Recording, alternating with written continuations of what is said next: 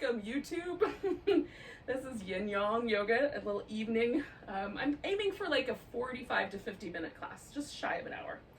All right, I have a blanket, I have a couple of yoga blocks, and I have a pillow. So those are the things that kind of make this more comfortable for me. If you don't have those kinds of items, some towels, some throw pillows, a couch cushion, whatever you got handy, just in case you want it. So we're gonna start in a reclining butterfly pose. And I'm gonna add to my reclining butterfly pose a mild chest opener. So I've taken my blanket, I'm gonna roll it up. I like more of an oval than a super rounded shape. It's a little more comfortable for my back. But if you like it to be a little pushier, you can roll your blanket up rounder. And then I'm gonna lie down so that my spine and my head rest on this blanket and my shoulders will be able to kind of drop over the edge. And I'm gonna use the pillow for my legs. So feet together, knees open like little butterfly wings. And if it doesn't feel like you need, like you can do it without any support under your knees. If it feels okay, your inner thighs aren't too spicy. If it feels a little too spicy, add a pillow or add a couple of blocks, whatever you got handy at your house. Now, one of the things I like about the blanket here is you can, if you want your head held higher, kind of bunch the blanket up so you have a little bit more of a pillow. So if you like a little elevation there, you can also widen it out or make it a little more narrow depending on how it feels. I like it to go right between the shoulder blades. And then I like my arms a little closer to my torso, so almost the position they would be in if I were standing in mountain pose, maybe just a tad bit wider. So this position lets me focus the intensity, if that's the right word, it's pretty mild, of the shoulder opening into the deep stabilizers of the shoulder, pec minor, little rotator cuff, but not as much the bigger muscles like the chest, the pec major that goes across the whole chest. If you want that kind of impact, let the arms go out wider, right? You could even put the arms overhead if you wanted to do a little bit different. Like if I were to bring my arms up and over, I might get a little bit of a tricep stretch in the back of the arm. Definitely a different sensation than having the arms down.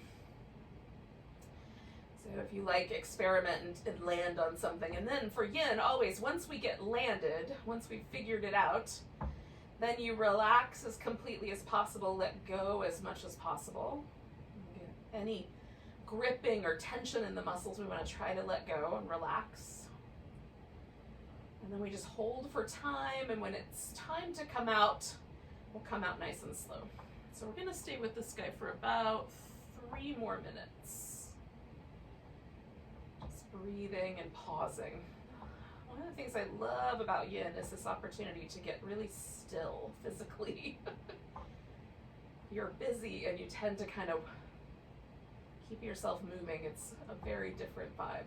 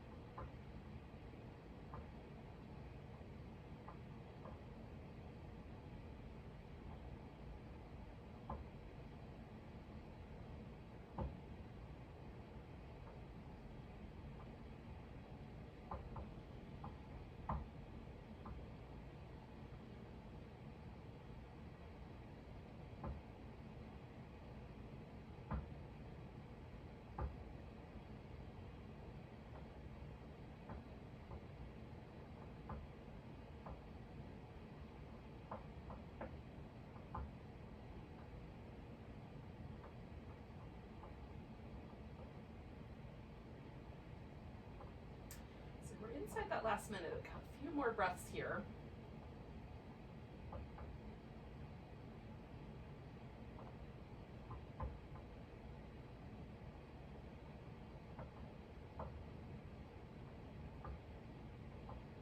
You want to decide which one of these things you're going to do first. You could straighten the legs out first. You could bring your knees together, right? So that's the way that you would undo the legs. So I'm going to go first straight. I'm just going to press the heels away. And then I'm going to roll a little bit to the side and slide the blanket out. Wow, I just have to get off of the blanket enough to get it out. Okay, then I'm going to come back onto my back. And I'm going to leave that pillow there for now because I'm going to come back to it. But just pausing and sort of noticing the sensations in the back. So again, yin is a very slow practice, and we're trying to build as many layers of awareness as we can. We're really focusing on building more fine-tuned, discernible awareness of how the body shifts and changes. So we had that thing, the blanket down the center of the back, and maybe you can feel like the barest little hint of the impression of that left behind. And then as we hang out, the tissue kind of gently returns back where it came from. And for me, there's this really lovely sort of widening sense, like slightly more soft kind of feeling to the upper back. That's delightful. Now, if you want to, you could add some movement. So you could do some windshield wipery things with your legs, or you could bring the legs in, kind of curl a little bit through the back and rock so that you get sort of the expanse of your back. Oh, that is delightful. So we're going to take ourselves into a supported bridge shape. So you're going to need something for under your hips. I'm going to use this pillow. You could also use a yoga block. You could use your blanket folded up more like a square so it fits under your pelvis. So depending on, or you could use a catalog or a phone book if those still exist, depending on there it is, what object you've got underneath there and how firm that object is. Your pelvis might be suspended off the floor just by an inch or so, or it might be 4 or more inches off the floor. All right, so we're gonna start with the supported bridge. So I snuggle my shoulder blades in so that there's a little bit of support. If it feels like your C7 vertebrae, the vertebrae at the bottom of your neck, right at the point where the ribs begin, if that feels like it's pressing into the floor too hard, take something and put it underneath your whole upper back, a nice soft surface. It could be another blanket, it could be a folded towel. And then the legs could be totally straight, or you can bring the feet to the floor and kind of vary how close they are to you to kind of find the just right amount of feeling of kind of pulling or traction across the front of the hip. You can have the legs wider, you can have the legs closer together, so you can experiment there. We're looking maybe for a little bit of kind of a back bendy, sort of slightly compressive feeling in the low back, but not undue compression. It shouldn't feel like you're doing any damage there, nor should it cause you to tense the muscles up around it to try to support your low back. So if that's happening, bring your heels in a little bit, back yourself up. You can even elevate the legs slightly if you care to do that. We're going to stay with this guy for about 2 minutes total, so we'll stay for about another minute and a half.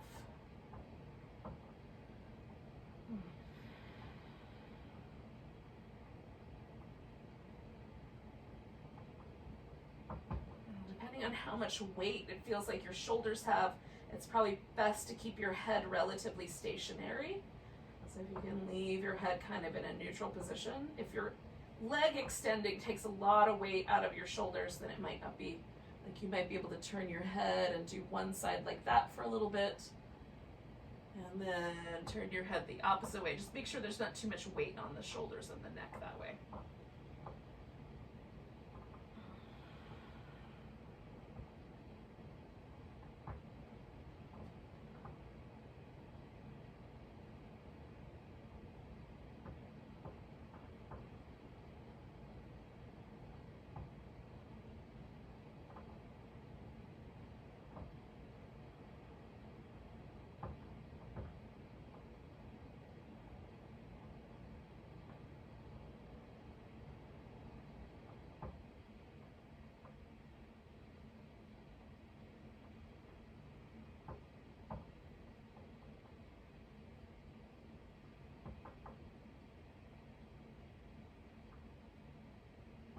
Now, I'm going to switch something up here. So I'm going to bring one foot in. I'm going to leave the other leg out long. Now, it could go just that far. It could just be one leg is out, one leg is in.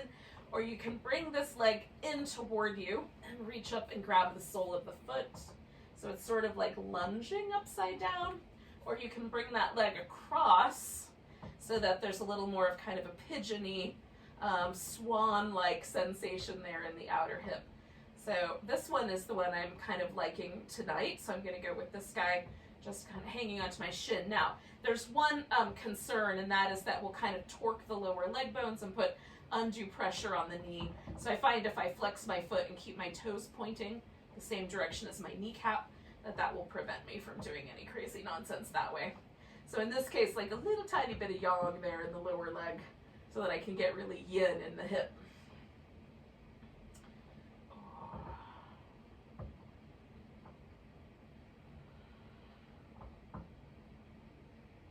You can also hold onto the thigh and the sole of the foot if that's a little more comfortable, so you can, or just the thigh even.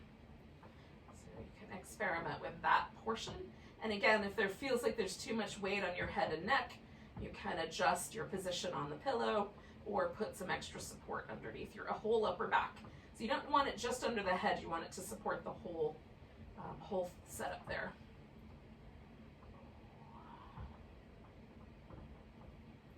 So we're going to stay with this guy for another minute.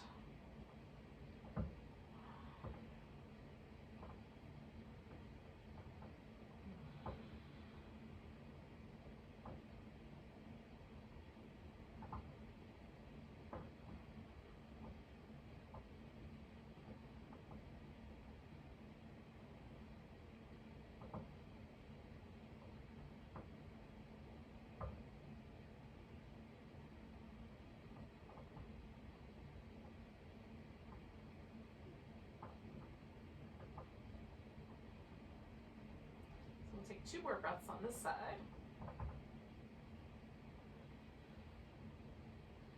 Now I'm going to release that leg and put the foot back down on the floor. Then I'm going to bring this other leg in first.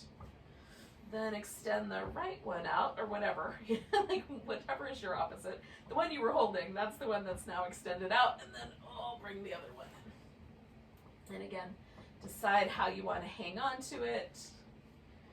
Can choose, like you can shake it up. You don't have to do the exact same thing on this side that you did on the other side.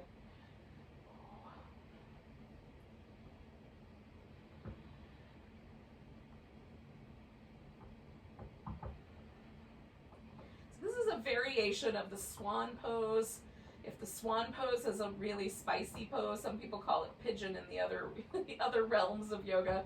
But if that pose tends to be really spicy, and for some people it can cause some real trouble for the hip socket because of the way the weight is borne on the hip. And if the external hip rotators are particularly tight, it'll kind of transfer the load closer into the joint. So if that's the case for you, this is a really great alternative. And we still get this nice hip flexor release because we've elevated the hips. So if this is the first time you've done this particular variation, it's something you can stick in your back pocket if you like it. And then you can do this variation in place of a regular swan in your other yin yoga explorations. This is not your jam. The good news is we'll be done with it in about a minute. Good news.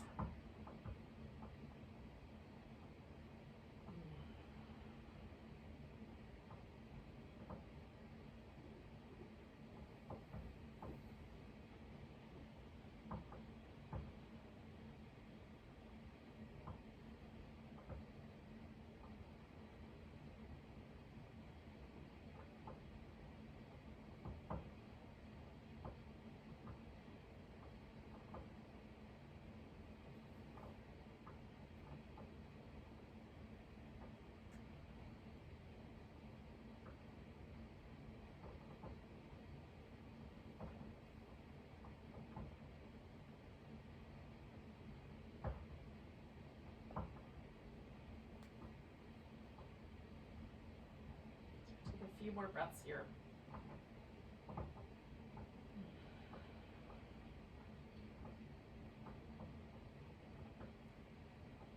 Nice big inhale.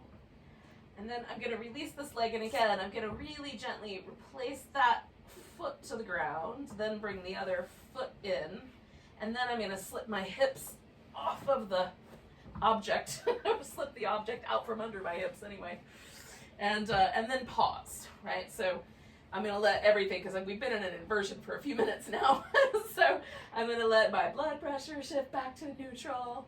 I'm going to do these little windshield wiper moves. Oh.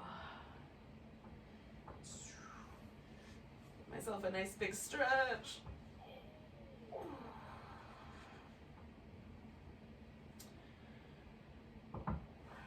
Now we're gonna flip ourselves over like a little pancake. So I don't know how you flip your pancakes, if you're careful about it or if you kind of flip them in the air. So however it works out, just flip yourself upside down. And then we're gonna come to a sphinx. Now, you can do your sphinx propped up on your elbows. If you want to turn your sphinx into a seal, you can prop up on your hands. If that's all too much, you can come down, sort of rest the chin or the forehead on your folded arms, which is the crocodile pose. It's sort of like you're laying under the water with just your eyeballs poking up. And then somewhere in between would be to use your blanket or your pillow as an elevation, like it's a little post. And then you could do the crocodile with that slight elevation. So it'll give you like just somewhere in between the crocodile and the sphinx. Sphinx done up on the edge of the blanket, somewhere in between the sphinx and the seal. So you just want to find sort of the right amount of low back pressure, and such that you can still keep your legs and your glutes relaxed.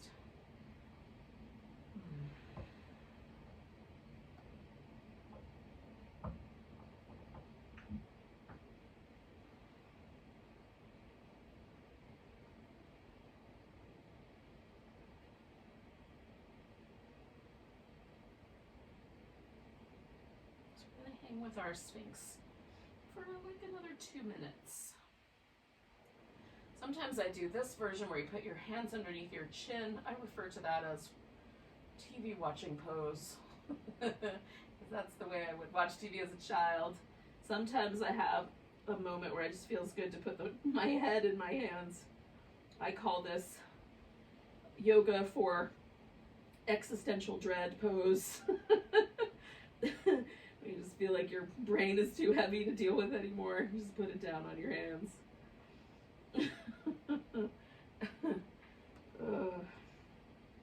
Just in case. So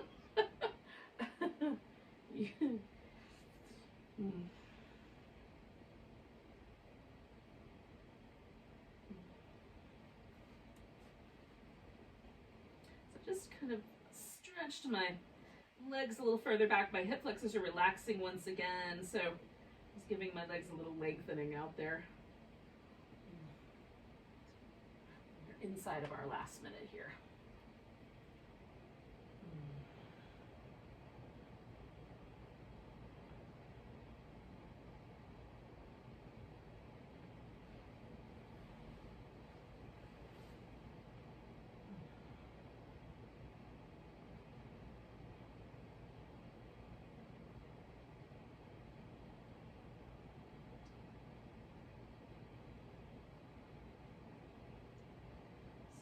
Noticing the breath.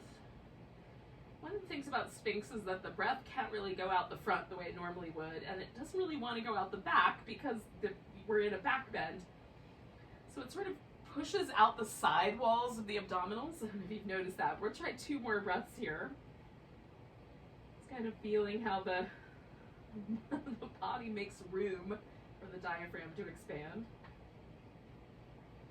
even when we're creating problems. And then come on down for a moment. You can do little windshield wipers with your legs if you like. Oh.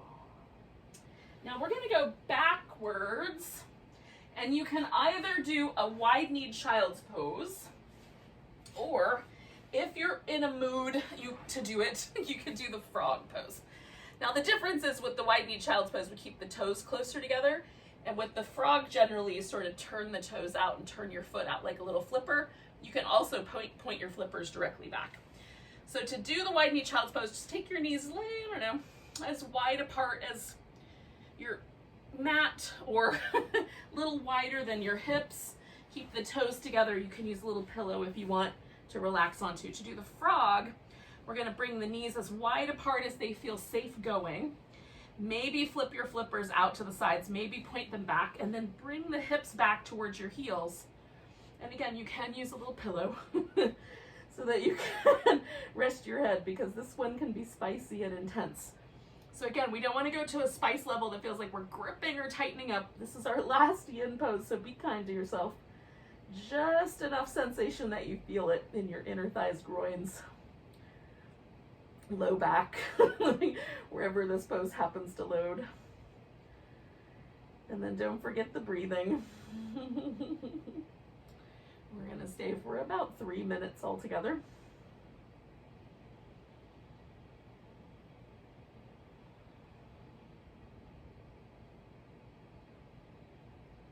If at any point you realize that your frog is way too crazy and you want to back it off and make it a wide knee child's pose, no one's going to judge.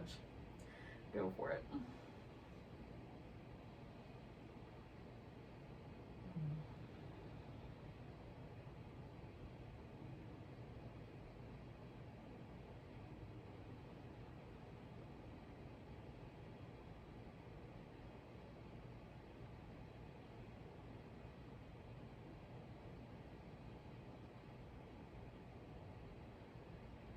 Just turning my head around. We're about halfway through.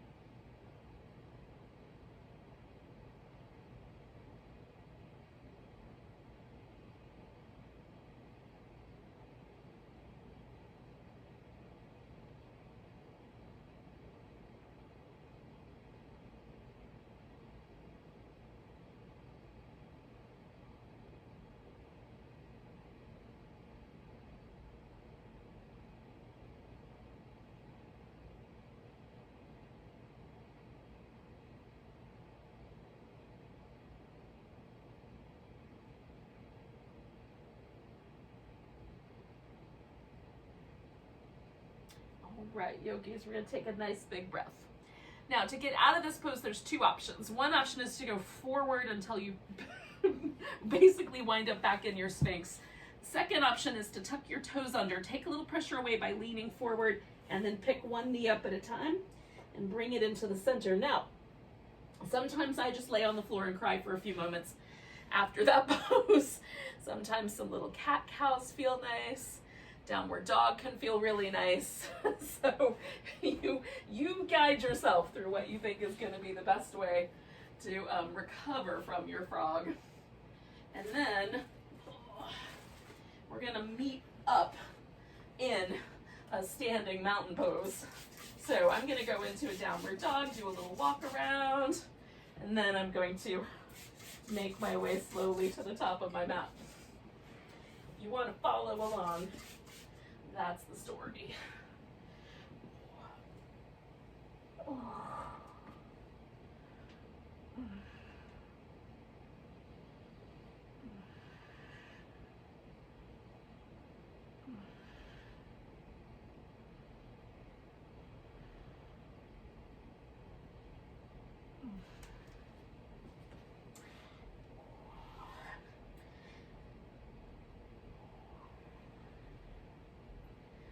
Now, yogis, well, I'm not rushing you, but when you get to your mountain pose, just take a few moments with it. Because we want to take a kind of, I don't know if this is exactly taking the temperature of the mountain pose. That's sort of the metaphor I was going to go with, but maybe it's apt, maybe not. But we want to just see what the baseline is. What does the pose feel like right now? And then as we go along, we'll keep checking in and see if things change. So point your toes forward, stand up tall, let your shoulders relax, don't lock out your knees. And then feel. Does it feel like the weight distributes evenly on your feet? Does it feel like you lean in a particular direction? What about the legs? How do they feel? What about your low back, your hips, ribs, shoulders? And there might not be anything to notice, but just see what just in general. Do you feel a little tired? Do you feel a little anxious? Do you feel nothing? Is everything kind of soft? What? Notice any tender places. We'll see how things go. All right, so we're gonna take a nice big breath, reach the arms overhead, and then we're gonna come to a chair pose. Hold for a breath, and then putting the weight into the right leg, we're gonna pick the left leg up and stand back into a high lunge, or step back, that's the word I was looking for. So if you find the high lunge without any trouble, awesome. If you need a little extra, you can take a couple extra steps to get there. Now, if your low back feels like it's a little cranky, bend your back knee a little bit. Draw the pelvis up. You can keep that leg straighter, press forward through your front knee. You're gonna take a nice big breath. See what happens when you straighten out your front leg. Does your back foot go all the way to the ground? If not, we're gonna lean in and bring the foot forward and then fold over that front leg. Now, when you feel a stretch in the back of your thigh, stop, which might be all the way till your forehead touches your thigh with nothing, or for most of us, will occur somewhere in between. So as soon as you feel something, pause, and take 2 more breaths.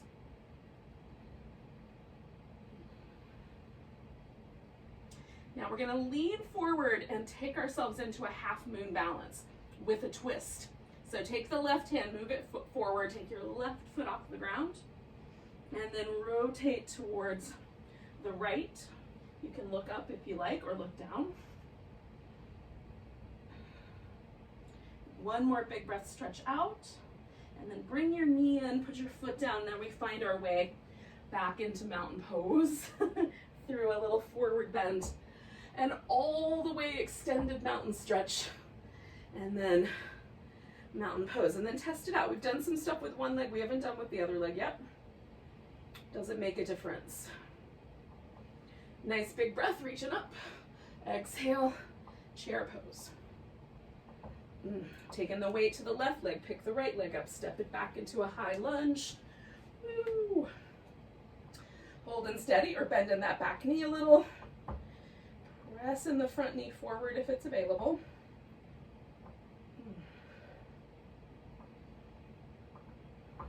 Last breath here. And then we're going to straighten out the front leg. See what happens if we fold forward. I'm going to bring my back foot in just a little bit. Now my left hamstring's a little more forgiving than my right. Let's me get a little closer. In fact, I'm pretty close to laying on my thigh. Whereas with the right side, a little earlier, I got the message to whoa, pause. Notice the messages that your hamstrings and or other body parts send.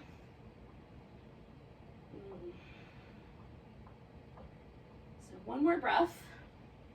And then we're going to take that half moon with a twist. So we're going to reach out, pick up the right leg, turn to the left, reach back through the right foot.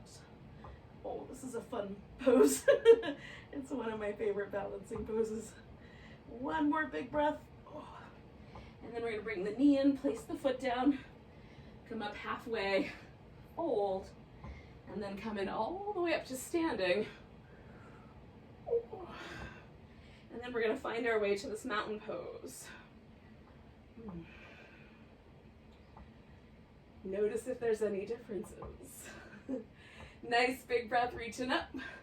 Exhale the chair pose. We're going to shift the weight over to the right leg, bring the left leg somewhere. So you can put it in front, crossing the ankle over the shin, or you can bring your ankle up on top of your thigh.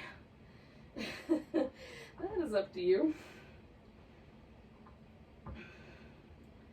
Hold it nice and steady for another breath. Beautiful. And then we're going to straighten up this right leg, bring the left leg to a tree pose. My tree's a little wobbly. Taking a breath, we're going to pick up the left leg, step back into warrior one. So from the high lunge, we're just going to spin the foot so the foot goes all the way to the ground, right? Still a little bit of a diagonal on the hip though, but the rib cage still pointing forward. Bring the arms up and then pull the elbows back, kind of squish the shoulder blades together. Push forward with a little bit like a resistance and then reach. Turn the pinky so they're closer. Bring your arms up. Bring the shoulder blades together. Oh. Push.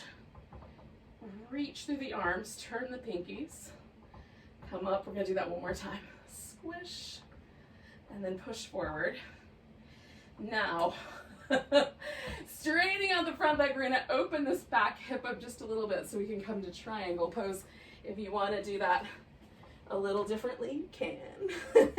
Now you can extend the top arm. I'm going to bind my top arm around behind my back. If I had long arms, I would try to get my hand to come all the way around and kind of grab the top of my thigh. I have short arms. That is not happening. But if your arms are long enough, try it. It looks really cool. It might feel really cool as well. Otherwise, just placing the hand behind the back might be enough. You can look up. You can look down. Nice big breath. I'm stretching the mat between my feet. Going for as active as I can, lifting my kneecaps. Like really active, really yang in the muscle action here compared to the earlier poses. Now this is where you could add in a vinyasa, a sun salutation kind of vinyasa. So you can put your hands on the floor, step back to a plank, lower down, do a back bend. If that's not your jam, we're gonna come forward, come up halfway, and then we'll make our way back up to our mountain pose. And our friends who chose the sun salutation vinyasa option will arrive shortly. Notice the difference between the right side and the left side, if there is one. For me, there definitely is. I would swear to you that I have two halves of different bodies. Nice big breath, reaching the arms up. Come into chair pose, weight to the left leg. And again, you can cross right across the shin or up onto the thigh. You can sink your chair a little lower, keep it a little more like you're on a bar stool. Ooh. As steady as we can keep the eyes and the body, which might not be that steady. And then we're going to straighten up that leg, come to tree.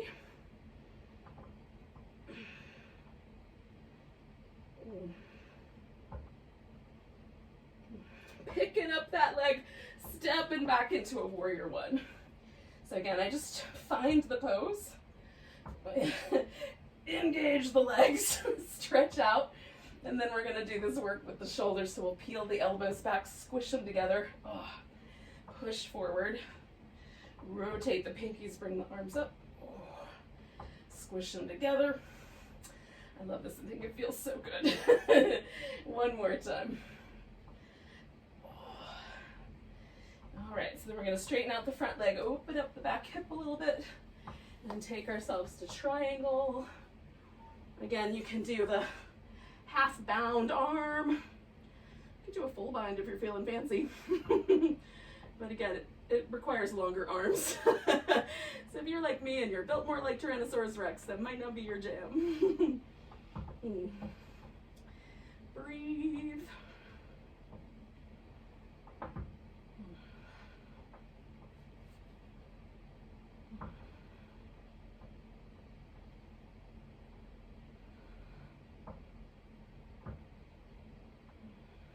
Nice big breath. Releasing the arm. Again, maybe you're going to take yourself through that sun salutation. Maybe we're just going to step forward. Come up halfway and then all the way to standing. And eventually we'll all catch up with each other here in the mountain pose. Now, one of the things that sort of fascinates me pretty much endlessly about vinyasa practice is the more sequences I do, the nicer mountain pose feels. Like it feels lighter, it feels more interesting. It's like there's a kind of effervescence to it. It's delightful. This may or may not be true for you, but notice what is. We're gonna take a nice big breath, lifting up. We're gonna come to chair pose. Now, we're gonna get down to the floor again. And the question you have to ask yourself is, do I wanna try to just squat down and sit on the floor? Or do I wanna fold forward, maybe step back to down dog, do a little sun salutation, and then sort of slide myself into a seated position? So that's up to you. I'm gonna squat first. So I like that pose. I'll take a couple breaths with it.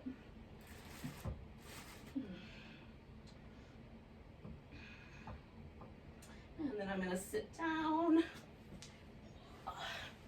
And so theoretically, we'll all wind up in a seated position at some point. Now I'm sitting a simple cross-legged. That's all I've got going on here. If you wanna add a little bit more to it, you can take the left leg and bring it around, or your right, whichever leg's in front. Just bring that leg around so you've got a tighter bind, like maybe stack the knees on top. Then we're gonna rotate towards whatever the top leg is. So in my case, the left leg's up front, so that's the one. So I'm rotating left. And then pausing. So I'm gonna leave my back rotated as much as it feels like is okay. You can hold on to anything or hold on to nothing, right on? Get a little taller. And then the movement pattern is going to be created with the head. So we're going to look over the back shoulder towards the, kind of moving towards the twist. And then as you exhale, turn your head the other way. Inhale toward the back shoulder. And exhale. Keep your chin as level as you can as you move. Look over the other way. And I say look, but my eyes are closed. I'm just exploring it with my awareness. I'm a sight-dominant person, so hence the verb look. I'm going to do that one more time.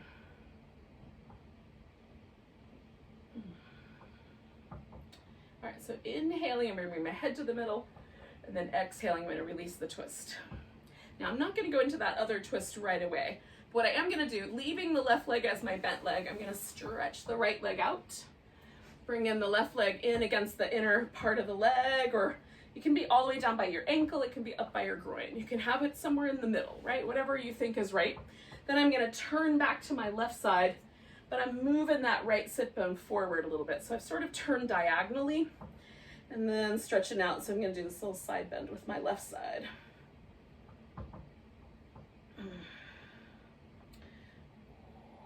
Now again, planting my sit bones, lengthening up through the spine, kind of finding the space, relaxing the shoulder a bit. Ooh, just taking a little more yang approach. You could even reach out, grab your big toe and lift that kneecap up. Create a little more support and structure in your legs. Last big breath. Coming up, releasing both legs. So for me, the yin versus yang is really more the approach to how we take the poses, although in some instances, the poses themselves, but there's overlap. So a yin approach is very soft. We get in the shape, relax all the muscles. The yang approach is get in the shape, engage all the muscles, like get taller, get a little, like lift your kneecaps, like squeeze the bones with your muscles. So there's slightly different approaches, more than the poses are the difference. Okay. So I'm gonna bring my right leg up front. Now that is not my normal cross-legged position, so I'm just gonna give myself a little bit of support. Sit up nice and tall, rotate to the right. Now, of course, you might be rotating to your left, whatever side you didn't go to last time. All right, so then I'm gonna add this little movement of my head once I've got myself stable. I'm just working it with the breath, exhaling one direction and inhaling the other. Try to keep my torso stable, just moving my head.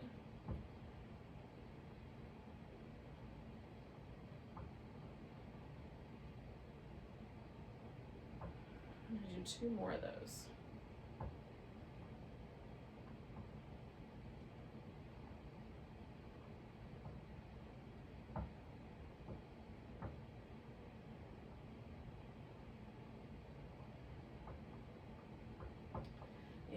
into neutral. Exhaling, releasing the twist. And then I'm going to take that left leg out. So again, decide on what the arrangement you want is, and then sort of turn a little to the diagonal. Let that left hip move forward on your mat a bit. And then add your side bend. And again, you can get really active. I even bend this knee a little bit and really try to suck my kneecap up toward the top of my thigh so my quads are really active. You can reach through the arm, reach through the side waist. You can, of course, take a more yin approach. You're doing your yoga on your mat. I got nothing to say about it, yogis. 2 more breaths.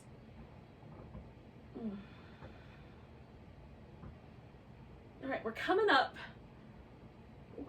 And then we're gonna let this whole thing go. Now, it's basically time for Shavasana. I'm gonna do a little like kind of ode to the boat pose on my way down.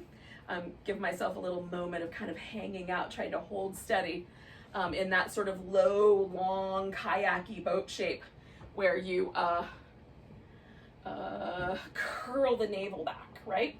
Rather than the half boat shape where we're lifting everything up. Okay.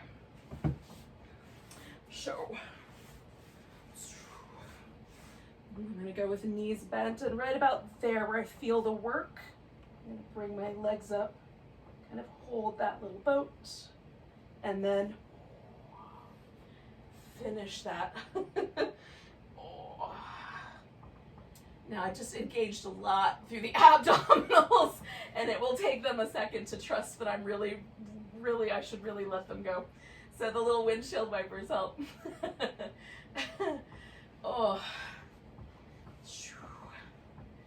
Okay. Now, for Shavasana, again, this is the most yin pose of all of yoga. So because we're gonna lay very still, if it would be helpful, cover with a blanket. I like to have, at the very least, my feet and often the arms covered. That will usually keep me toasty. But if you need like a hoodie or like an eye pillow and a hoodie, like make it all comfy for you. Adjust, right? So you've got the right positioning. Sometimes I go for a little wider legs, so a little more like a starfish shape, a little wider through the arms. Sometimes I like it a little closer in. So you decide for yourself what feels like the most, the most sense of letting go.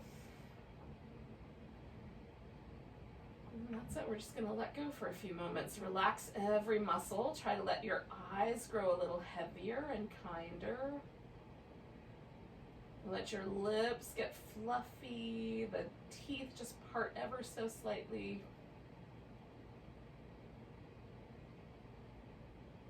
We went like, pillowy, super soft sensation around the mouth. And then find the right position so your shoulders relax into your back. And the chest muscles just release the front, right? So they're not guarding the heart anymore. The shoulder blades will make a little nest for your heart, so you can let it rest in the nest. Poor heart. It's probably been through a lot over your lifetime. Give it a nest, make it soft, and then let it go. Relax at the groins, let the legs get really soft.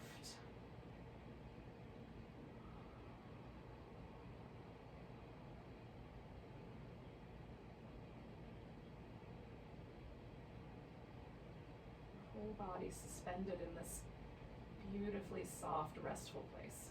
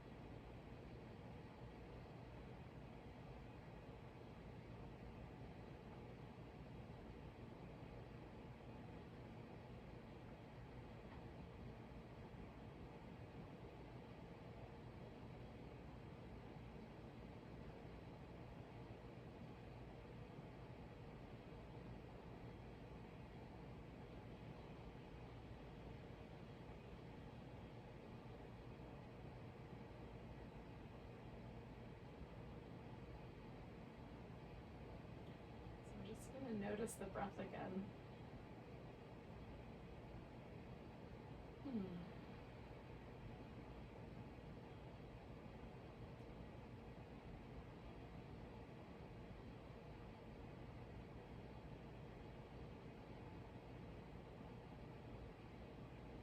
Take a big breath.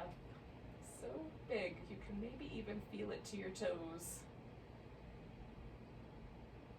Let go with a sigh.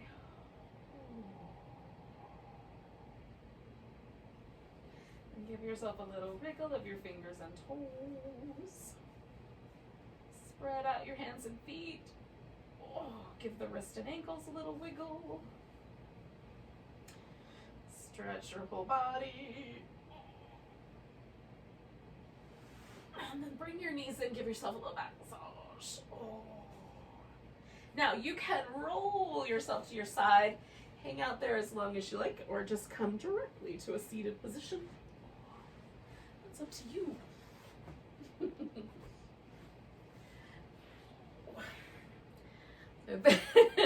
Some of you stuck around for the end. Thanks for joining me for a little yin yang yoga. Nice big breath. Big sigh. Namaste.